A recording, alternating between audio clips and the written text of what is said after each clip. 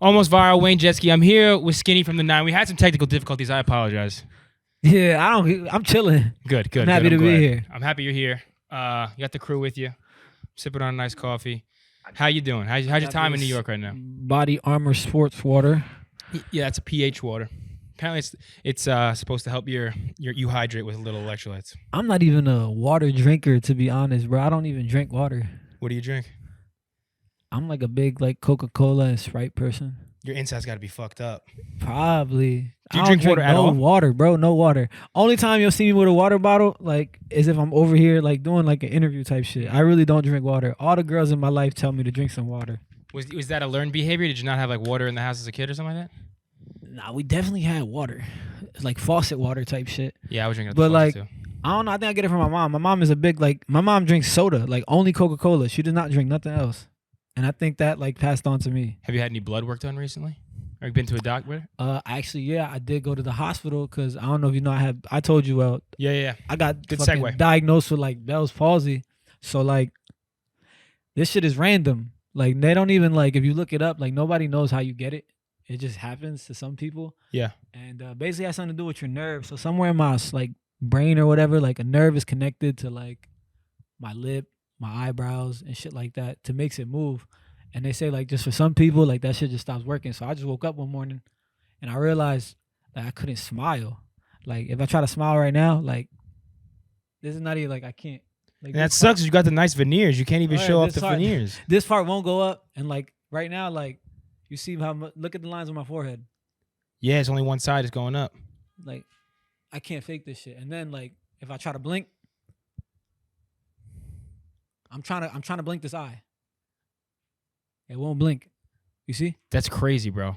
Exactly. It's not painful. It's just uncomfortable. When I'm drinking, I kind of gotta push. If I drink, I gotta push this lip up, then drink like that, so it doesn't fall out. Or I gotta use a straw. And this just happened randomly one day. Mad random. Actually seeing a neurologist in 2 days. And what did the doctor say when you initially went? Did they give you any idea of what potentially could have caused it? There is no people. It just happens to some people. It happened to Justin Bieber, right? They said he had something else. Something similar. It's the cousin thing to whatever I have. It's called he had Marfan syndrome or something. No, it was I forgot what it was called. I can't remember, but it's the same shit basically. And they gave me steroids at the hospital. They prescribed me some steroids. And is it affecting your day to day? I imagine it's affecting recording a little bit, right? I haven't recorded since. Fuck. And how long has it been like this? It's been 2 weeks. But yeah, it's just weird. Is it a permanent diagnosis, or are they They say some people never get this shit. Some people they live with this shit forever. Some people they say it takes months to go away, and then some people got rid of it in a few weeks. You seem like you're in good spirits about it, at least. Yeah, I've been through worse. I'm it's whatever. I'm just happy to be alive, I guess. It is annoying though. What's the most annoying part of it? Is it the not being able to drink? Yeah, drinking. That shit is annoying. And then maybe sometimes when I'm talking, throughout this interview, you'll probably see my mouth will naturally just start talking from this side. Yeah. And that's kind of annoying. Or when I'm posing for a picture, I'm trying to get a good face. I can't type shit. I think you at least when you pulled up today, you had the glasses on. Your hair's in your face a little bit. You can cover it up a little bit. It doesn't look bad. Yeah. And I saw you on your IG. You had the eye patch. You'll see it. One-on-one, you'll see it. The eye patch, I stopped wearing that shit because that shit was annoying. The eye patch, it's not I'm blind or nothing. It's just this eye gets really watery. It'll start crying throughout the day probably because you're not blinking naturally. Yeah. So the eye patch was just to keep it closed, and sometimes the light and shit like that. But I'm not fucking walking around with an eye patch. That shit is annoying. You dead ass can't see. Yeah, you can't be looking like some trap pirate or nothing like that. I rocked it because it was October, Halloween and shit. Yeah. I could look like it was part of my costume, but fuck that shit. Do you have? I know you said they put you on steroids a little bit. Do you have any other remedies? Is there a natural remedy that you saw on Google or something? I'm waiting to see the neurologist. Like I said, I see a neurologist in 2 days, but they did say acupuncture is one thing. Needles in your face, damn. Yeah, acupuncture or chewing gum. I have been chewing gum. I don't have none right now. And maybe some facial massages. But before I start any of that, I just want to hear it from my actual neurologist. Yeah, that's so a good idea. Once I see that in 2 days, whatever he tells me to do, I'm gonna just go do it. Damn, man, that's great. Yo, look at that mouse. You see that shit? It's behind the curtain right now. What? Damn. Oh wait, it's right there. Is that it? You see it? No, it's behind the. It's shit. behind the little the backdrop. We used to have a really bad mouse problem here, and it was like borderline rats. Like they were big because there's a bakery underneath, and we brought in an exterminator, and I think he exterminated almost all of them. But I guess this winter little guy, they're coming out. Little guys running around. Yeah, and he's a shit. straggler. Damn, that's crazy. Wild. No, we're not gonna scream. I've seen enough mice around here that I'm not gonna scream about it. But that.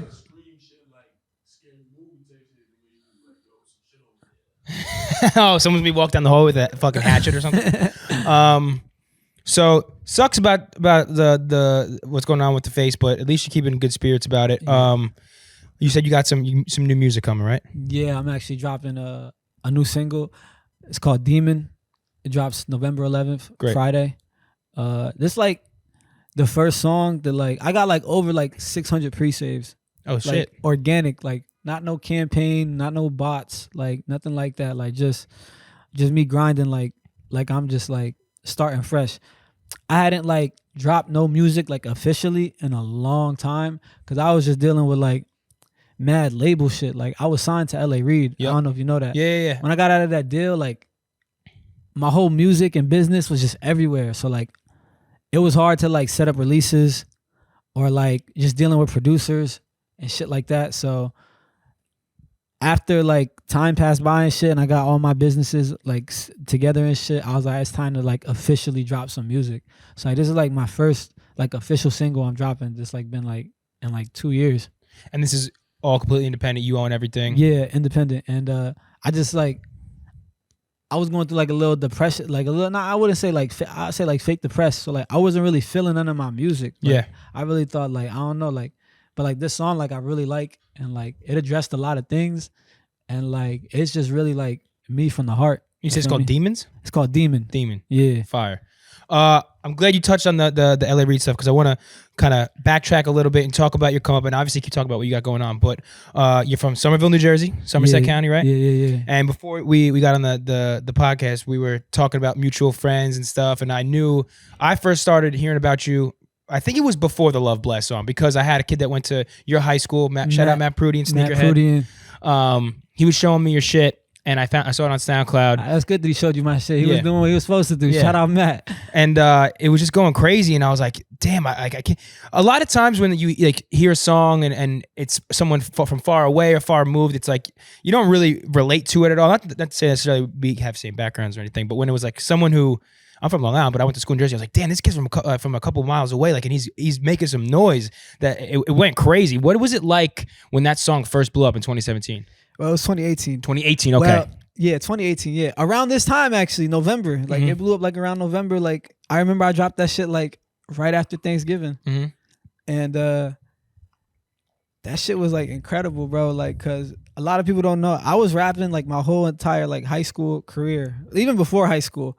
But, like, I wasn't, like, committed, you know? And, like, but throughout high school, like, I definitely started taking that shit more serious because, like, I knew I didn't want to go to college. I knew, like, working a job. Like, I was working jobs to, like, pay for my own studio time. And what kind of like jobs? That. Like, just everywhere, bro. Like, I was working at I worked at AMC movie theater. I worked at Wendy's. I worked at fucking Five Below before. Would you let the boys get free movie tickets? Yeah. I love movies. I'm a big movie person. I watch every fucking movie that comes out. So, like, that shit was cool. That was actually, like, my favorite job.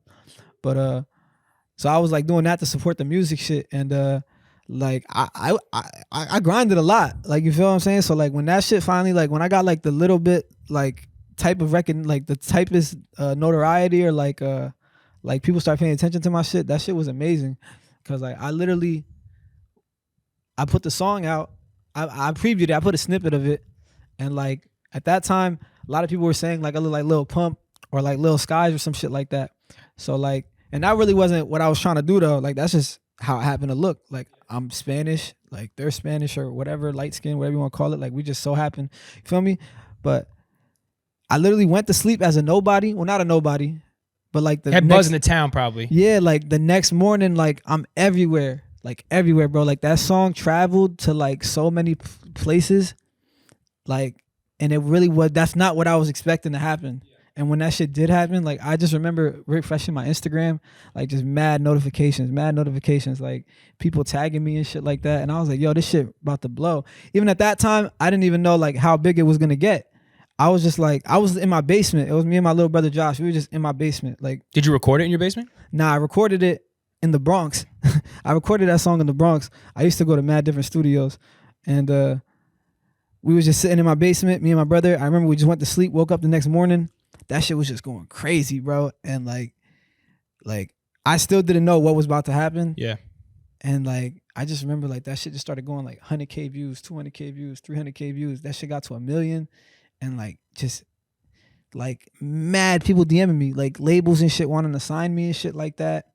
And like I remember I started just taking like meetings and shit like that, and like I ended up signing to LA Reid. What was like the marketing tactic, if there was any, for that song? Because this is before TikTok. This is before like TikTok. Now you can release a snippet and it'll go viral, and you wake up and like, you know, it makes sense that so many people can see it. But back then it was like a lot harder for things to blow up organically. What did you do? Did you release it with a video, or was just the song on SoundCloud? So it was the snippet. The snippet. The snippet went crazy before the song was even out. The snippet, yeah. Like I told you, I took a video. Like I had my hair like the way it is right now. Like I had some braids in. Mm-hmm. Like I had like maybe like $100 in 20s, and I put that shit on my lap. Yeah. And then like I was holding like a lean bottle, and like I took the snippet and shit, and that shit just went. Like man, I was like, I remember I put the caption as like tag 3 friends that you think would like this song or some shit like that. And then like I sent it out to a few people, and then like somehow like Boom Gang ended up posting it. Oh no Boom way. Gang, this one Boom Gang was popping. Yeah. He posted it. That shit went stupid. And everybody just started spamming my comments. Did you know like, him? Did you ask him to do it, or he just did it? I was just sending that shit to everybody, Yeah. bro. Like, and like nigga just started posting it and shit. And then when he posted it, that shit just went dumb, bro. Like everybody was saying, drop the song on Boot Gang Story, drop the song on Boot Gang Story. It didn't have a name yet. It wasn't named Love Blast. So then, What was the original name? Do you know? it was just nothing. the song on Boot Gang Story. And then I named the song Love Blast. And then I guess that name really stuck with it. Cause then the comments section even went more crazier, like drop Love Blast. So I put a name to the shit. And then when I had a name to the shit, when I dropped it, all that traffic, everybody that wanted Love Blast, they just tuned in. That shit ended up hitting like the SoundCloud charts.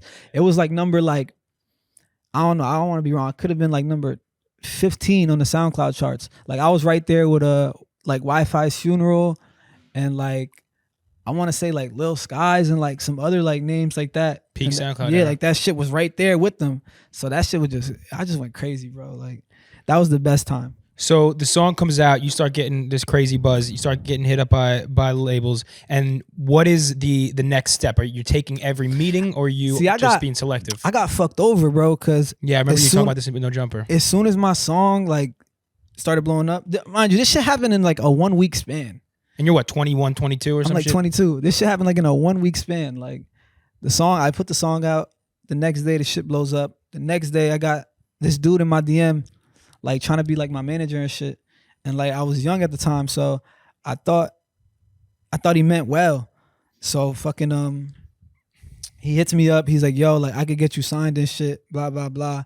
Like come meet with me in New York and shit. At this time I'm mad excited. So I'm like, fuck it, we out to New York and shit.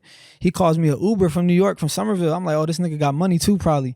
So he put us in an Uber and shit. And then I get to like this studio in New York, and he just starts showing me pictures of him and Quavo, like him and Amigos, him and like mad people. So I'm like, yo, this guy's the real deal. I remember I'm from Somerville, and like not everybody, I feel like nowadays everybody wants to be a rapper, yeah, or a content creator, or something like that. Every kid now, I saw some statistic, and it was like 50% of kids in elementary schools, when they do career day, they all pick YouTuber or rapper.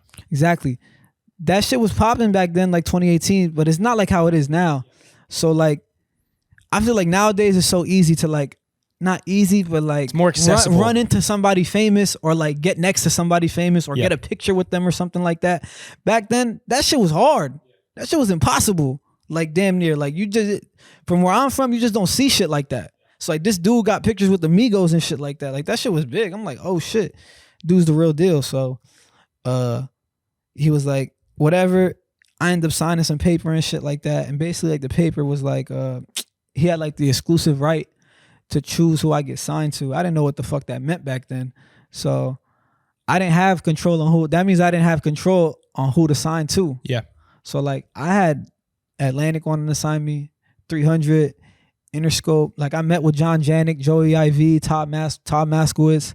Like I met with everybody, all the big names, and they all wanted to sign me, but I ended up having to sign this deal to LA Reid. And you said Atlantic, I'm referencing the No Jumper interview again, but you said Atlantic had like a whole entire, basically like marketing, rollout, tour plan for you, right? Yeah, but it was less money.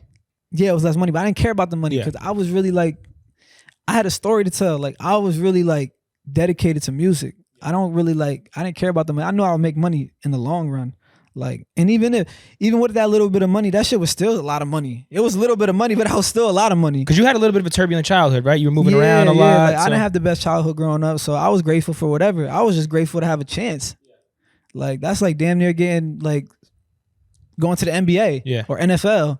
Like, I'm just excited to be here. So you meet. So then you guys. I know you guys go to LA Reid. You ended up signing with LA Reid, and it ended up being like a multi-million-dollar deal, and you know, 1.5 or 1 million. It was like it was supposed to be like in the long run like a $5 million deal. Yeah. So I was supposed to get like $1 million like each project. Each project, like just from my pocket, with like a $500,000 marketing budget. Yeah.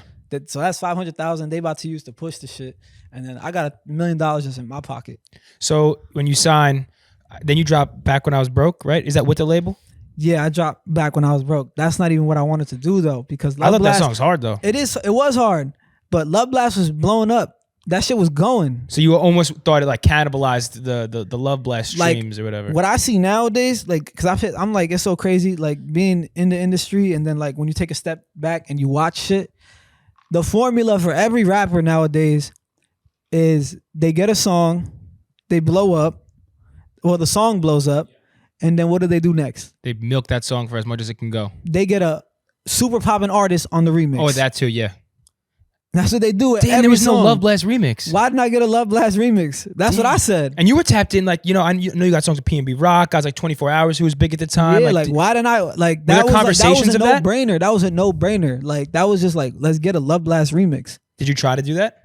Yeah. And what they say, wasn't no? like, I don't know, bro. Like, I don't want to disrespect LA Reid, but like, I just don't know, like, where he was going. Like, I don't know what direction they were trying to go to. And like, I know, like, if he watched this, he'll say it's my fault. Like, I was cocky, I was arrogant, but like, I just think we're at both at fault. But at the end of the day, it's always gonna be my fault because it's my name. I'm Skinnyfromthe9. It's my project. It was my deal. So it's always gonna fall back on me. So I'm gonna take responsibility.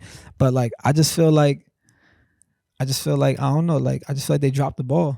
So they gave you a bunch of money, and they weren't exactly, you guys weren't seeing eye to eye exactly what like the plan, like, of what was happening. They wanted a whole fresh original song. Why? We got something working. Why not just keep pushing it? That's like a no-brainer, right? Yeah, for sure. We get Lil Uzi on the fucking remix. Like, he would have bodied that. Yeah. Like, anybody would have bodied that. When you get this big advance or these lump sums of money, like, what were you doing with them? Is there anything you regret about the way you spent the money? Or bro, if I knew the deal was gonna be the way it was, like, they had like the budget was like a $500,000 budget or some shit like that, but it was like at their discretion. Okay. Like a discretionary budget, but it's $500,000.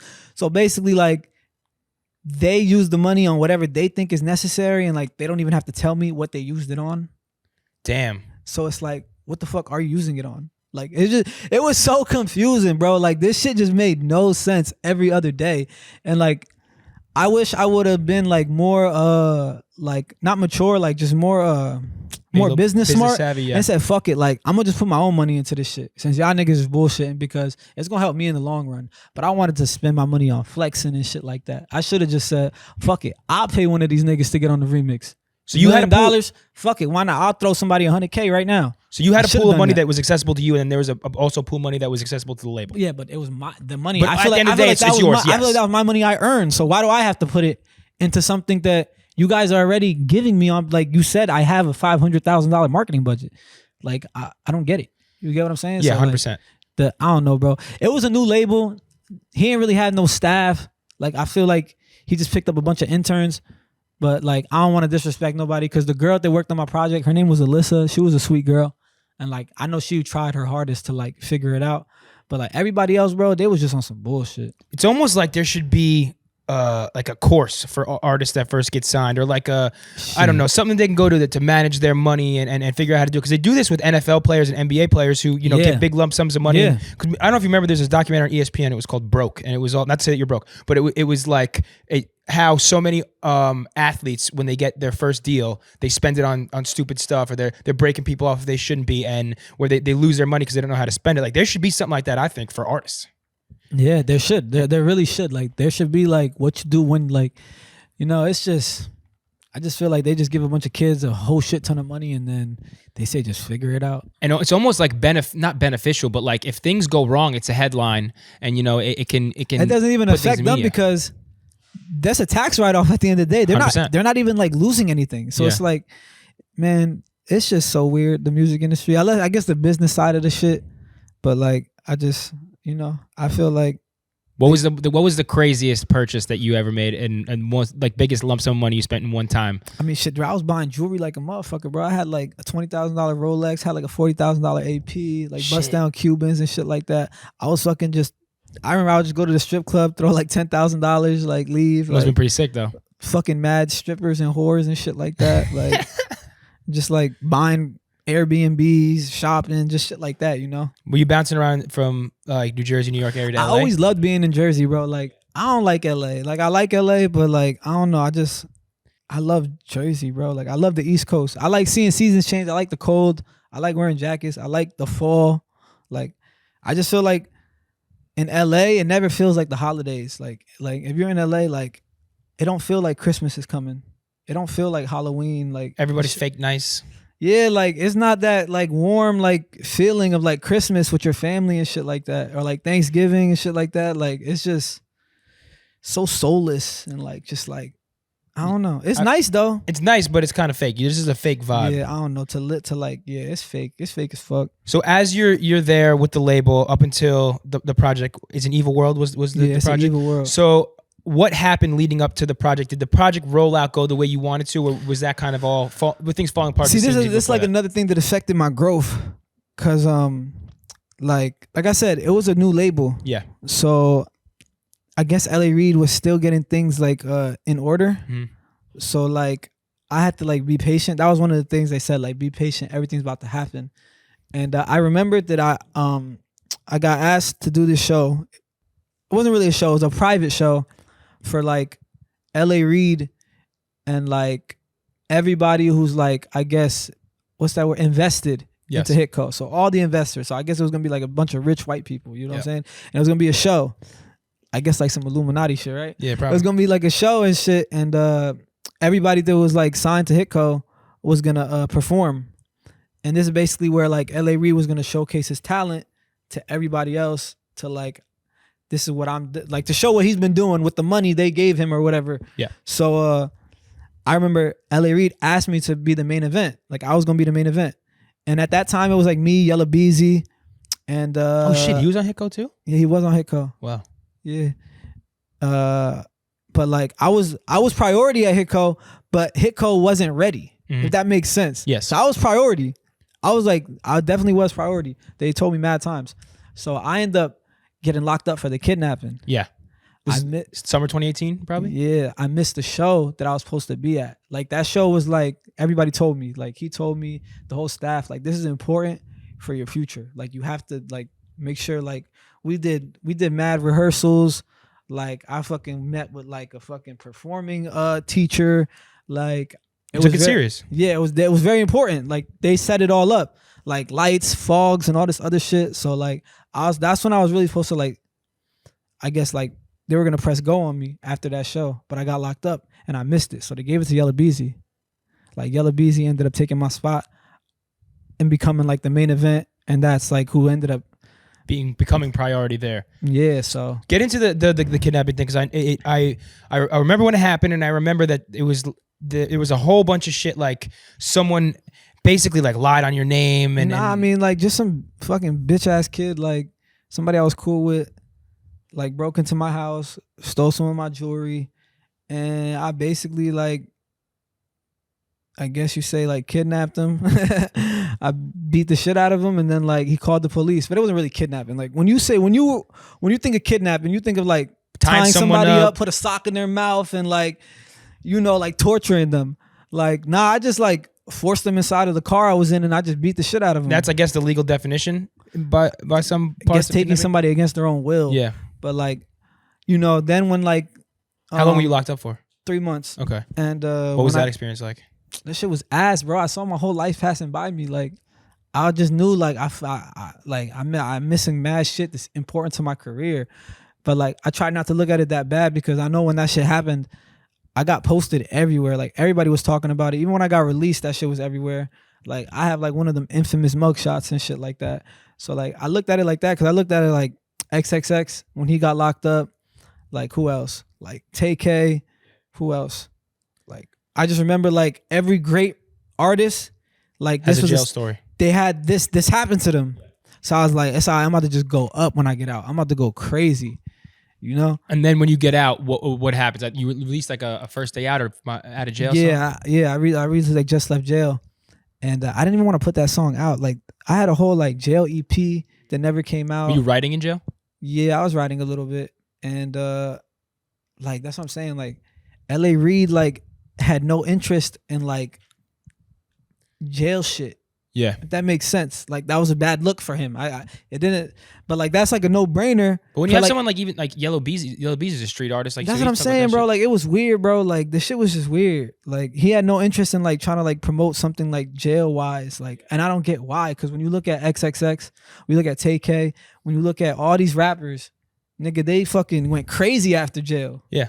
It's a big moment. It's like, and it's a cliche to say any publicity is good publicity, but in like the rap game, it kind of is. Yeah, this shit was real. Like this ain't no fucking, you know what I'm saying? Like I was really fighting for my life. They was looking, they telling me like 30 years and shit like that. Fuck. I was scared as hell. Like not on that aspect, cause like, but I was scared that I'm gonna like, I finally lost my chance. I don't give a fuck about jail and shit like that. It was just like, damn, like I worked so hard to finally get here, and now I might just go away. Yeah, that's terrible. After you get out, is there momentum that starts picking up again? There was momentum. I was going super, super, super crazy. And but like I said, I missed like the whole show that was important. Yeah. And I missed Rolling Loud. That shit got me mad as hell, bro. They had like a private jet waiting for me. I was gonna pull up in a private jet. I missed Rolling Loud, bro. That shit was fucked up. But yeah, I missed out some serious shit. So when I got out, I had momentum organically. Yeah. But the label wasn't applying anymore. They wasn't applying no more because everything was about Yellow Beezy. So then how soon after you get out do you put out the album? Shit, I think we put it out maybe like a month later. And you had some big features on it. Yeah. I wanted to put it out while I was in jail. Cause why not? You know what I'm saying? That's a no-brainer. Like whole project, fuck it, put it out. Because by the time I'm out of jail, I'm gonna have my whole jail experience to talk about for the next project. Yeah. So why would they didn't want to put it out?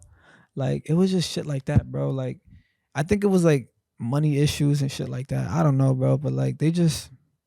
But on the project is a great project. You have a lot of big features. I love that project. That project's underrated as fuck. PnB's on it. Talk about that relationship a little bit. RIP PnB, man. How'd you meet him and how'd you start working with him? Like a lot of people don't. I mean, if you know me in real life, you know I was a big PnB fan in high school. Like PnB. Like you said, because I guess we went to high school around the same time. Yep. PnB was super, super popping those days. Crazy. Super, super popping. That was like one of my favorite rappers. Like, so I was like always listening to him. And I remember when I finally like blew up and shit, he hit me. He was like, "You're like, let's work." And I was so excited. And that was just always like, rest in peace to him. We ended up having like a little fallout. So like before he passed away, like we weren't on good terms. But like, that's always gonna be like somebody I always supported, like always fucked with, like still a fan to all his music, and like that was somebody who inspired me, and he was a cool, genuine, awesome dude, Yeah. Like never acted like he was bigger than anybody else, and definitely was the type of person to just always like connect you. Like he didn't give a fuck. Like if you asked him like, "Yo, can you fucking put me in contact with this person?" He'd be like, "Yeah, I got you." Yeah, I noticed that He was genuine as fuck. He was always trying to, even in like right before he passed, he was putting on younger artists. There's this kid, Lil Mabu, this little white kid from New York who does all the like with all the drill rappers, and he was like posting him. So he's always been tapped in on up and coming artists and giving them looks and stuff. So you could tell he was a genuine good dude. He was, and his music, he's another one underrated as fuck. So because sick. like his music's fire as fuck, and like he never got like the push he deserved. I feel like he should have been up there with like Kodak and them. Yeah. For real, like I listen to PnB more than I listen to a lot of dudes. You also have Fetty on the project, another Jersey guy. Fetty, that was another one. That was a big inspiration to me too. Like that was like how you said you saw me blow up, and I'm like from this town, and like I'm like a few miles away. That's how I felt when I saw Fetty Wap blow up. Cause I'm actually a rapper. I'm actually trying to rap. So to see somebody from New Jersey take off like that shit put a battery in my back. I'm like, yo, this shit is possible as fuck. Like people be saying like, I remember just always hearing shit like, you'll never be a rapper. Like that's impossible. Like, are you crazy? Like, do you know how many people make music? Like that's like literally impossible. Like, I'm like, all right, it's not impossible because this nigga just did it. Yeah. And he's from Patterson and that shit is 30 minutes away and he just did it. I know I could do the same shit. Did you have a lot of like studio experiences with him? Would you guys get to kick it a lot? Hell yeah, bro. Like Fetty was like low key like a mentor to me. Like in the beginning, like I was really taking a lot of advice from him, and yeah, like we kicked it mad times in the studio. We got mad music we never put out. Yo, there's something on, and I don't know if it was like an official release on your Spotify, and he's not credited. It's like Hello Bitch with like a 3. Bro, yo. I need to ask you about that. Is that like, did someone upload your music? Bro, somebody uploaded my music. I can't delete it, bro. If you know anybody at Spotify, I don't know. Put me in contact, bro. On the podcasting side, maybe, but I don't know about the music. Bro, I could try. maybe if you could try, bro. Somebody uploaded my music, bro. Like, yeah, under my name. I don't know noticed how that they today. did that. I've emailed Spotify. I used to know, because I've been to Spotify. I was on the most necessary play. I was signed and shit. So I lost a lot of my contacts. So I don't know who to hit up. Somebody uploaded my music, bro. I don't know who. And they named it Hello Bitch Runs with a You. 3. It's like a troll. Like they're trolling me. It's crazy. Like they're trolling me. I don't even know how they got those songs. Yeah. And yeah, I'm like, I can't do nothing about it. I was listening to it today, and I was like, "This is a really weird title, really weird marketing plan." Like, I was like, "It doesn't really make a whole lot of sense." No one's credited on it because it's you, and then it's like the Hello Bitch guy. Tearing. You see this shit? Yeah, I'm not even capping. Look, my fucking eye is tearing and shit. But yeah, bro, I don't know who there's a Fetty song on there, and I was like, "Why isn't Fetty Wap credited on this?" It sounds like Fetty. I was like, "Is this Hello Bitch guy? Is this Fetty's like alternate alias or something?" Bro, crazy, bro, cringe as fuck.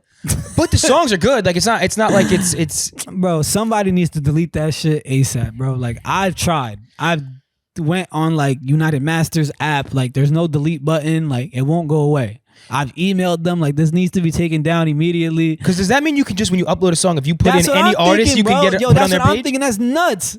That's crazy. Yeah, bro. Hello Bitch Runs You. Yeah. What the fuck? And I guess, like, are you able to make money off that, or is he making money off that? I have no idea, bro. Nobody at Spotify emails me back. Somebody hit me back, please. Spotify, hit Skinny back. What the fuck? This is not good. Like, this is something that I probably discovered where they need to fix it, because this probably could happen to anybody. I've heard of leaks going up. Like a lot of the Juice WRLD leaks have been put on Spotify. Leak go up? They put the leaks up on Spotify? But it's not like they won't put it up under his actual name. Like it's going to be some random account and some kid will just throw it up there. Or sometimes I've seen shit where it's like a full block of like 45 minutes of unreleased songs. Bro, they put I'm it up as a so podcast. embarrassed that you heard that. Like, I've dude, been like wanting crazy. it to go away. I got like fans tagging me and shit. Yeah. Like, Hello Bitch Runs You. I'm like, bro. Does that guy have an Instagram account?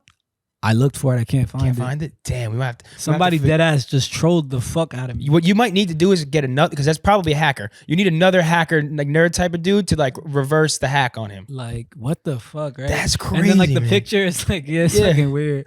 Damn, man. And it's like crazy. with a 3. Yeah. Hello, yeah, bitch runs you with a 3. Fucking bizarre, man. And did that? It has to be a kid. Like, it has to be a kid. Runs you. Yeah. Like that's like some like Instagram shit. That's some Discord kid who found out someone who's an engineer at some studio you went to. Yeah. He hacked him. I don't know. That's crazy. That's wild. This is gonna be a good clip though. We'll take Spotify on it. I want to touch back on more when you were with the label. After the album comes out, what was the next steps and what was the relationship like? See, when the album came out, this is another reason, like, I guess it didn't work out, because like I forced that album to come out. Yeah. Because like I wanted my music out. They weren't trying to like Like I was gonna lose momentum because remember I'm fresh out of jail, so like I forced that shit to come out, and I think that like ruined our relationship. But that ruined my relationship with the label a little bit because they weren't ready to promote it. So when you really think of it, I wish I would have thought the way I think now. It's like, all right, well, they're not gonna like. They literally said we're not promoting it. So like, if you put it out, that's on you. So I'm like, man, I'm Skinnyfromthe9. Like, nigga, this shit gonna get played. People are gonna listen to it, and whatever. But like, it's so different from like you pushing your stuff by yourself than to having like a label behind you pushing it. Of course. So I guess it didn't do what they expected it to do. So like the thing, you know what I'm saying? So I didn't hit the numbers that they were predicting. And that's almost like a validation in their eyes. Like, oh, this didn't do as well then. Yeah, but like it wasn't Whack. like, you know, but that was me. I would thought anybody, like I would think if I'm LA Reid, yo, this kid is serious about working. Like he's not like, you know, and it's good music. So it's like. He's doing it himself. Damn. So after that, are you still releasing singles with the label, or was the relationship? Now we parted ways. Our relationship got messed up. We got into like a big argument. And you and LA Reid, or you with someone else at the label? Like, yeah, I guess with me and LA Reid. And that shit fucked up. Yeah, and then like we kind of just parted ways. And I was just getting my business straight for these last couple of years. So did you feel like you were starting from square one?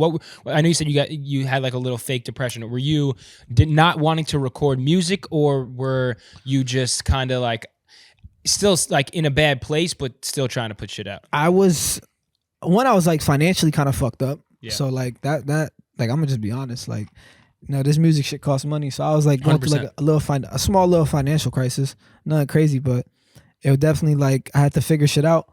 And then the music I was making music. I just didn't know if I liked it. Yeah. And I don't know, you know, and I just wasn't the same hungry kid no more. Like the kid that made Love Blast, like that kid was hungry, and like you couldn't tell that kid nothing. Like you couldn't tell me shit back then. Like now you're probably a little jaded, unsure of yourself. I'm unsure of myself. I was unsure of myself a lot.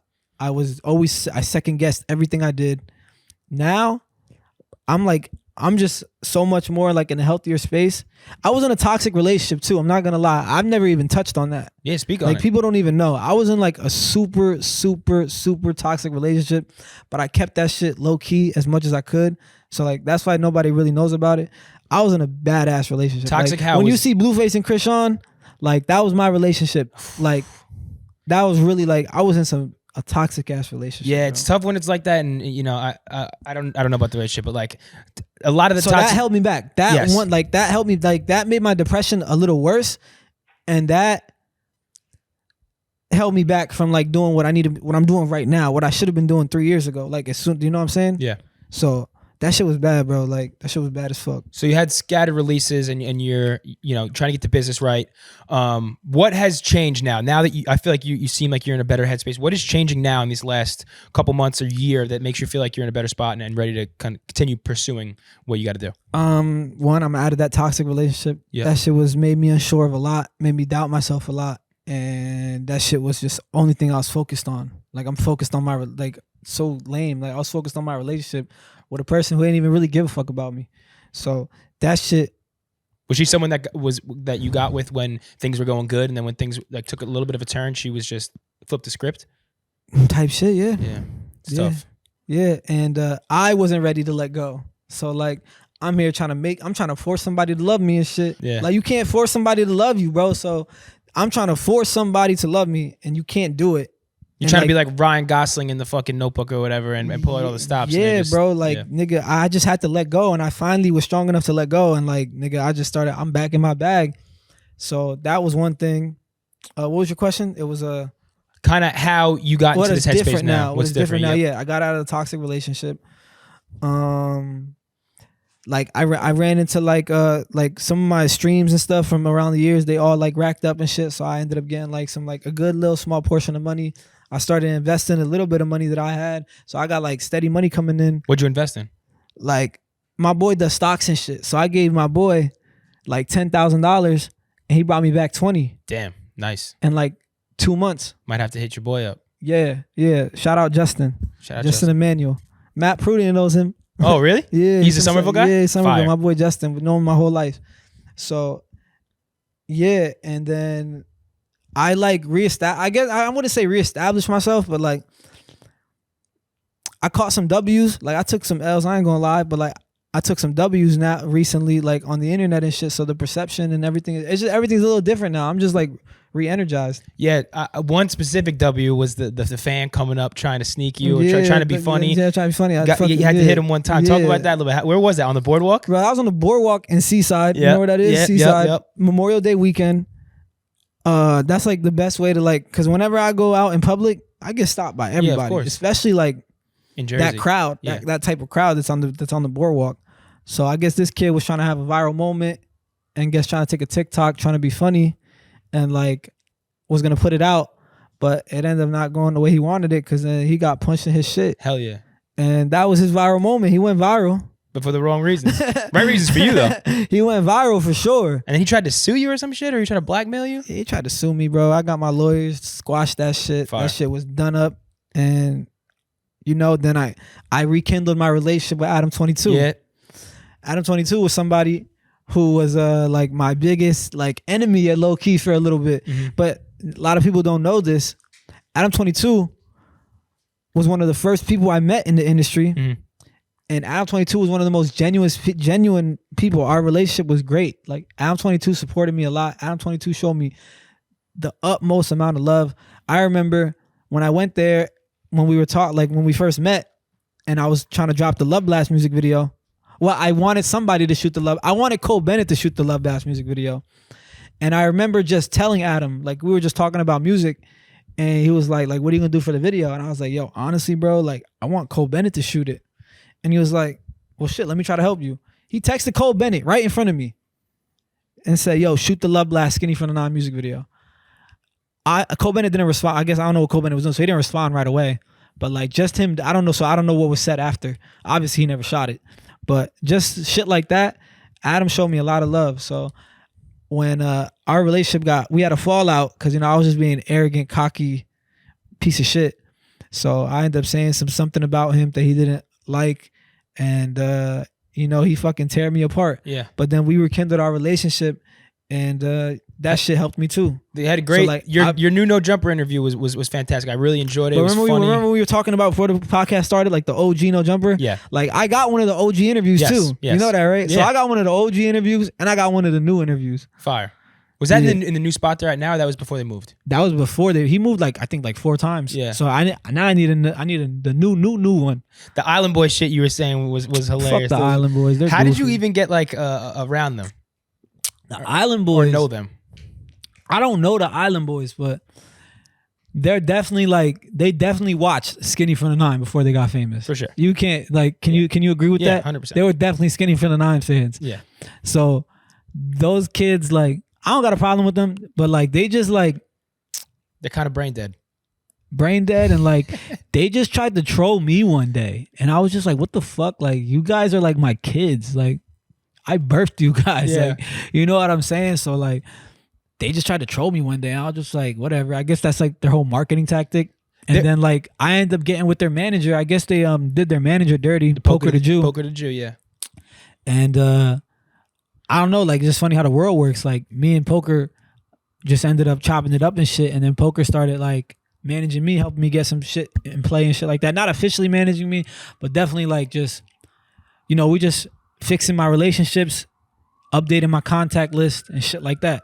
That's awesome. Those kids, the whole time when the original Island Boys thing was going viral, the first sound, I was like, all right. I thought for a second, I was like, maybe these kids are geniuses because they have to drop an Island Boys song and they have to pay somebody for a crazy feature and make it a banger. And then they just completely fumbled and their music was them screaming, just singing nonsense. Completely fumbled, dropped the bag, but bro, those kids, I don't fucking know. I actually had a guy here. One thing I do like about them though is the fact that they're brothers. Yeah. I have 7 brothers. Okay. I come from a family of 7. So anytime I see just brotherly love, that shit always puts a soft spot in my heart because I'm close with all my brothers and sisters. So when I see family shit going up, I like shit like that. So that's the only thing I give it to them. I like the fact that they're actually brothers.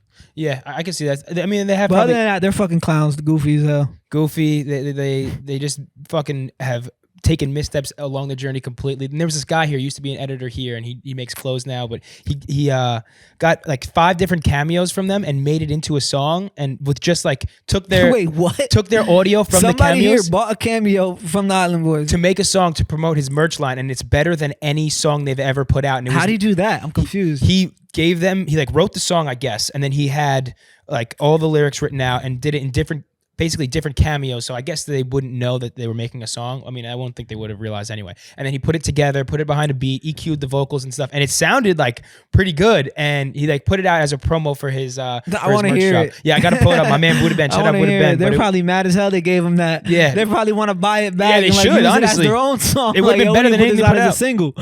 It was crazy. It was when he did that, I was like, all right, these kids definitely are stupid because they couldn't even think to do this. Bro, the shit that gets like famous or like blown up now is crazy, bro. Like it's crazy when I look back at my time, like you used to like actually have to like do something, like be decent at music. Yeah.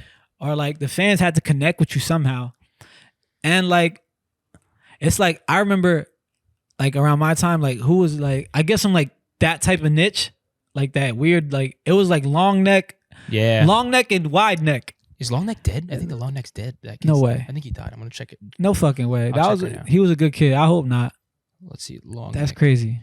No Sorry, way. continue. Didn't mean to cut you off. Shit. I hope he didn't die. Let's see. He's a good kid. But like no, that, I don't think he's dead. I'm sorry. It was like that niche. You know what I'm saying? And then now we've upgraded to like Island Boys and like clones. Yeah.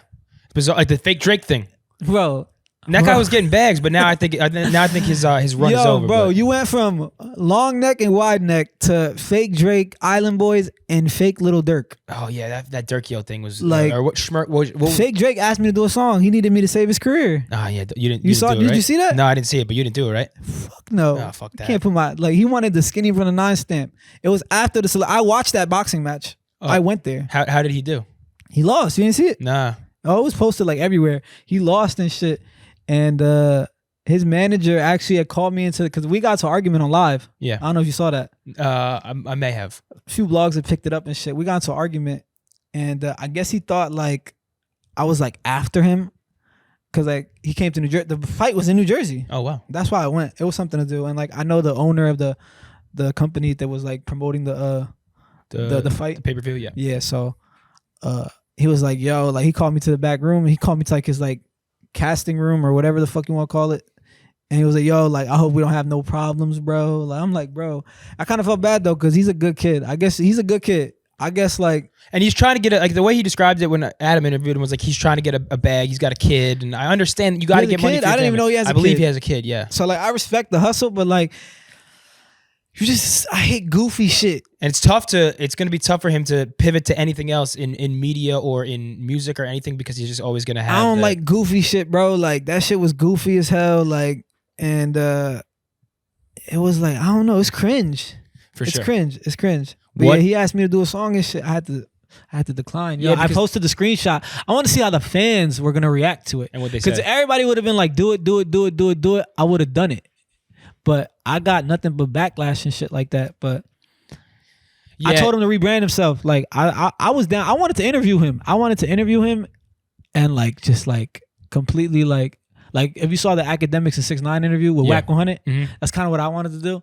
But like I don't know, he just didn't want to, and like he wanted to do a song and shit. I was like, I don't know, bro. Like I can't save your career because Drake gave you a cease and desist. Yeah, you know what I'm saying? Like that's like low key me going against Drake. Like yeah, if Drake just gave you a cease and desist, so that means like nigga, you're done. You're out of here. Then you're gonna come to Skinnyfromthe9 to get a feature. That'll fuck up any chance of you ever having any good relationship with Drake. Like, damn, nigga, like, the nigga Drake gonna look at me crazy, bro. You tripping. Can't be doing that. Yo, have you ever had any, like, inkling or desire to get into media or do a podcast? I do. I do want to do podcasting. Like, I wanted to be Twitch or something? Adam, I don't know how to see, yo, I'm like, it's sad, bro. I'm getting old, bro. I don't know how to do none of that shit, bro. Like, you're not getting old, man. I don't like, or maybe if I apply myself like Twitch, like, I don't know, like, I'm supposed to like what, buy a camera, hook it up to the PlayStation. Like, how do I get paid from that? Not the PlayStation. How do I get paid from that? Like, I don't get it. Just watch some YouTube videos, buy a camera. I'll send you some links after I this. want to do a live podcast. I asked Adam to let me be a host on one of them shows and shit. He never got back to me about that. But I think you should consider doing Twitch. If you put like, $2,000 into a little setup, you could get a nice camera, nice microphone, good lighting, and you start off with a Twitch stream, go live. You could play music on it. You can make music on it. You could interview people. You're very conversational. You're well spoken dude. I think you'd excel in it. I got stories for days. That's clearly. why, somebody need to put me on but I want to I want to be on a podcast. I would do that shit. Yeah, that'd be fire. Get me in here. I'll be in one. I'll be in one of we these. could talk. We see if we can work out. Hell yeah. Let's talk about this new project. Talk about the sounds that are going to be on it, and if there's any features or anything like that. This is just a single right now. I'm sorry. I'm okay. gonna follow up into single. a project. I'm sorry. Yeah. I'm gonna follow up into a project, but like I said, Demon is very just from the heart. It's very genuine. It's who I am. It's David. It's Skinnyfromthe9, and it's fire. It's probably one of the best songs I ever made. That's why I really took the time out with the rollout. I've had a pretty decent rollout. I mean 600 pre-saves. I don't know how much other people get and shit like that, but that's 600 people tapped in. Yeah. Anticipating. That's gonna trigger the Spotify algorithm for sure when it first pops. That's what I'm saying, bro. And it's not bots and shit like that. This is real people. Real people. 600 people press that fucking button and fucking pre-save that shit. What's gonna drop? Is it just gonna be the audio or is it gonna be a video as well? I'm gonna do the audio and then I'm gonna follow up with a music video. Cool. Hell yeah. Any plans? Are you on TikTok? Are you marketing shit on TikTok heavy? Yeah, I got a bunch of. I'm gonna try to I don't fuck with TikTok, but I'm gonna try it now. You kind of have to now. Yeah, I'm gonna do a little something. What's your TikTok strategy? Do you have one? Shit, man, I'm Skinnyfromthe9, so I'm about to just Can I pitch you on a TikTok strategy? Tell me. I would say take all of your old performance footage, anything that you have, get an editor if you have an editor, and have him take however many hours of performance footage, however many hours of studio footage of just you recording, and just crop them or cut them all into 60-second clips, 30-second clips with the song playing in the background, and have the lyrics pop up. And even maybe there'd be a good video could be, you narrating it. That's a big thing on TikTok. If it's performance footage, hey, I'm Skinnyfromthe9. I did this. I signed this big deal. I had to go to jail. I'm ready to make my comeback. That's dope. That's dope. The fucking when you say narrating, it's funny. I don't know. You know Hip Hop Daily? Yes. You do? Yes, of course. On YouTube? Yeah. They made a video about me. Really? That's yesterday. Awesome. Oh shit! I gotta check it out. Yo, 100% organic. I watched them all the time. Yeah. It just so happened. I literally watched the shit, and then I type my name on YouTube every day. So I was like, wait, what the fuck? They made a video about me. That's awesome. And that shit got 50K views. They have 1.8 million subscribers. Damn, that's sick. And it was it's just funny because I promoted the single for this long and shit like that, 3 weeks and shit. And it's slowly I keep seeing other people talk about me. And it's that makes me think damn, people still pay attention to me. Yeah. And that shit was just a good feeling because nigga, that shit came out yesterday and the song comes out Friday and it was organic. Yeah. The nigga, whoever runs that page, they just did it. And it was a good video. It was a good representation, a good proper representation of me. So you should definitely check that shit out. That shit was fire. That's fire. And it's kind of crazy how it's all falling into place organically with the song coming out. That's what I'm stars saying. are aligning, man. That's what I'm saying. I literally said that shit, bro. Even being here. Yeah. Shout out Jerry, connected us. Yeah, Jerry, good dude. That's my guy. He's a cool guy. I connected him with Poetic Flacco and shit like that. You know Poetic Flacco? Yeah, he told me that he was doing Poetic Flacco. That's that, Flacco. Bro. Poetic Flacco. That's my guy, bro. He supports me. Have you met him? Have you chilled with him? Yeah, he was in my No Jumper interview. Oh yeah, he was. But even before that, he told me yo, bro, I've been a fan of you since 2018 type shit.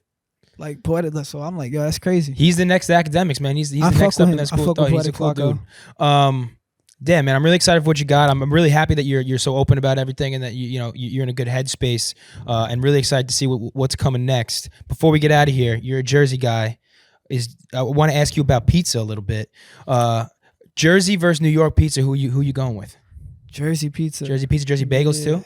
Jersey. Yeah, I mean shit. I got a pizza place in Somerville I go to, and I got a big bagel spot I go to, and those are my favorite. I really don't like getting a bagel or pizza from anywhere else. I went to school in Jersey. I fuck with Jersey pizza and bagels heavy. I think Jersey. I like an everything bagel, lightly toasted with cream cheese. That's a good recipe. I like that a lot. Long Island bagels. If you're ever out in Long Island, if you're in Bayshore, go to Bagel Boss. Bagel Boss is the best bagel I've ever had in my life. You remember the video of the little guy? He's a tiny guy yelling about something, women not respecting him in a bagel store, and he gets knocked out by some dude.